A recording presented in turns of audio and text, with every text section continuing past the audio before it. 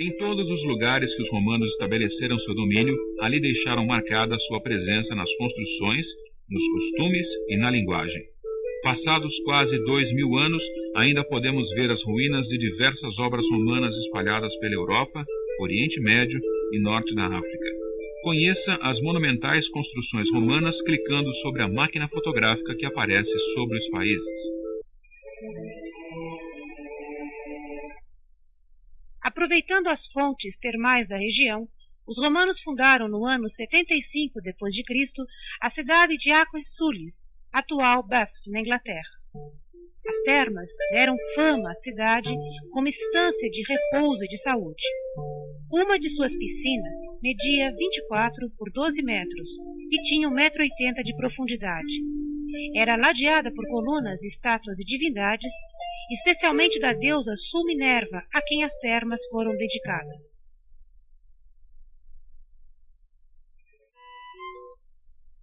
Ao norte de Lisboa, em Portugal, encontram-se as ruínas de Conímbriga. Uma de suas casas, pertencente a um rico senhor romano, foi decorada com pinturas e mosaicos coloridos e possuía exuberantes fontes nos jardins. Na vila da Torre de Palma, o piso de mosaico mostra magníficos cavalos de corrida, o que demonstra o interesse do proprietário nas disputas de bigas que ele provavelmente financiava.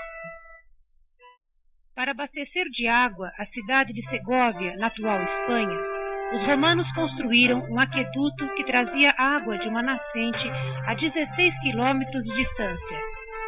Os seus imponentes 128 arcos de 31 metros de altura atravessavam a cidade ao longo de 800 metros.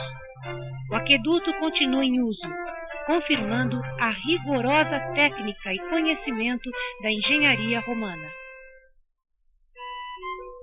No século VI a.C., os gregos fundaram na costa mediterrânea da atual Espanha a pequena colônia de Empório. Os romanos apoderaram-se dela na Segunda Guerra Púnica contra os cartagineses no século II a.C. e passaram a chamá-la de Ampúrias. Sob domínio romano, a cidade cresceu e urbanizou-se seguindo um plano retilíneo, onde avenidas dividiam as áreas residenciais, comerciais e administrativas. Foram construídos templos, tabernas, anfiteatros, ginásios e basílicas ao redor do fórum. Nas ruínas ainda se vêem o traçado urbano da cidade e os mosaicos dos edifícios importantes. Nimes, a antiga Nemausos, foi uma importante cidade romana. Situada na estrada principal que ligava a Itália hispânica e com fácil acesso ao mar Mediterrâneo, Nemausos enriqueceu com o comércio e a atividade agrícola.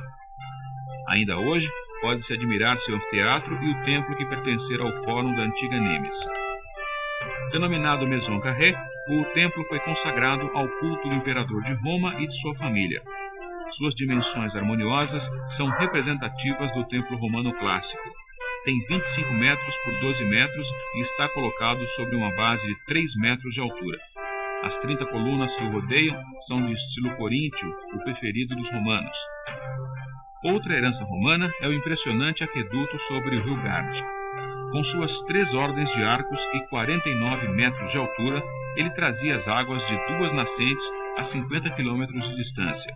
As dimensões do cano, 1,30 m de largura por 1,60 m de profundidade, permitiam conduzir água abundante para as fontes públicas, as termas e os banhos particulares.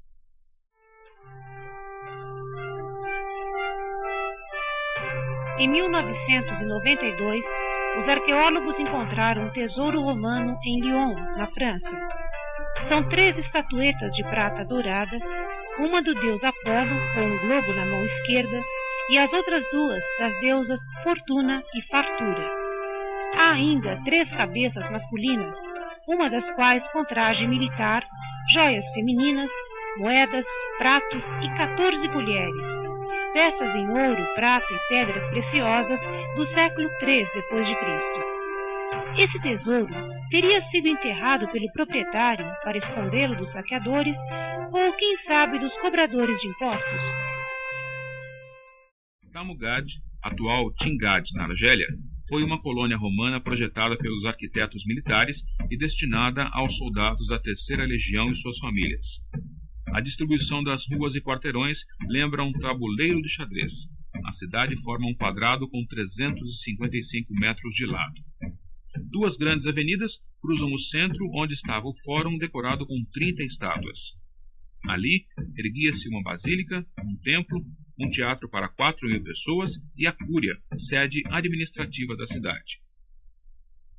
Tingad foi embelezada com belos monumentos erguidos pela iniciativa particular de cidadãos ricos.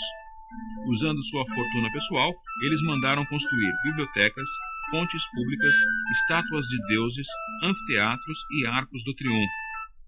Esses gestos generosos objetivavam a simpatia e o apoio dos cidadãos nas eleições para magistraturas na cidade ou na província. Na antiga província da Mécia, atual Sérvia, o imperador Galério mandou construir uma esplêndida residência, chamando-a Félix Romuliana. Protegida por muralhas e torres de vigia, o palácio possuía edifícios para templos, termas, alojamentos de soldados, além dos aposentos imperiais. Ainda se veem os bonitos mosaicos de mármore que lembram as vitórias do imperador Galério contra os persas e os armênios. Félix Romuliana foi saqueada e incendiada pelos hunos, ávaros e eslavos.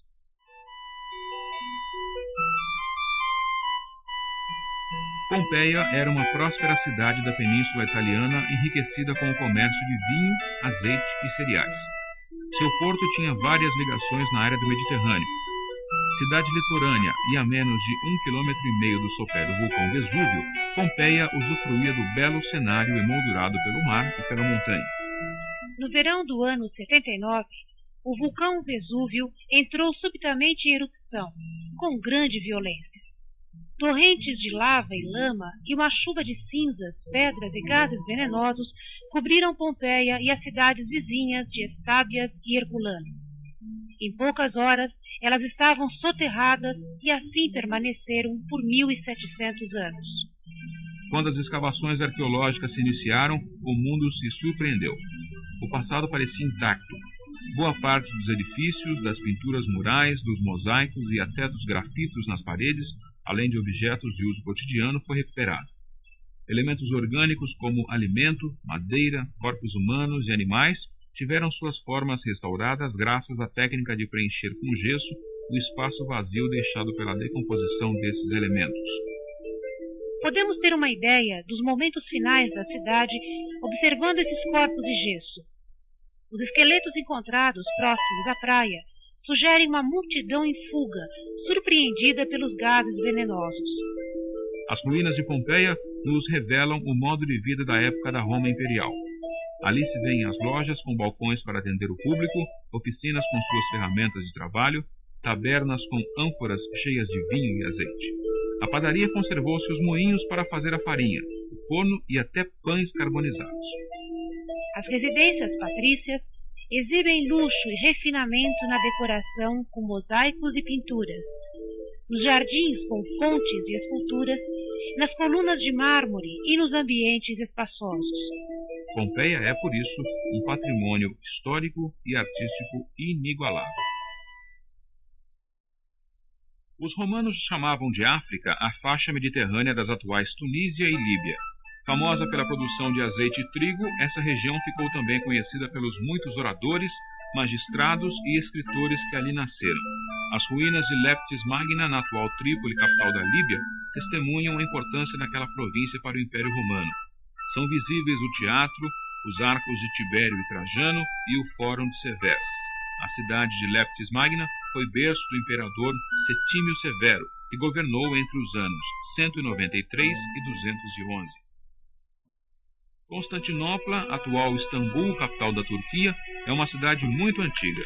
Fundada pelos gregos no século VII a.C., sofreu a ocupação persa e macedônia até cair sob domínio romano no século II d.C. No ano 330, o imperador Constantino a consagrou como capital do império, chamando-a de Nova Roma. Porém, ela ficou mais conhecida como Constantinopla, a cidade de Constantino. Devido à sua privilegiada posição geográfica, foi um importante centro comercial. Ali chegavam os produtos da Rússia, da Europa Oriental, da Arábia, da Índia e da China. Da época romana, Constantinopla ainda conserva o aqueduto com 1 quilômetro de comprimento, parte das muralhas, que se estendiam por 6 quilômetros ao oeste da cidade, e algumas das 192 torres de defesa. A cidade possuía um magnífico hipódromo para as corridas de cavalos. Medindo 430 metros de comprimento por 160 metros de largura, ele comportava até 60.000 espectadores.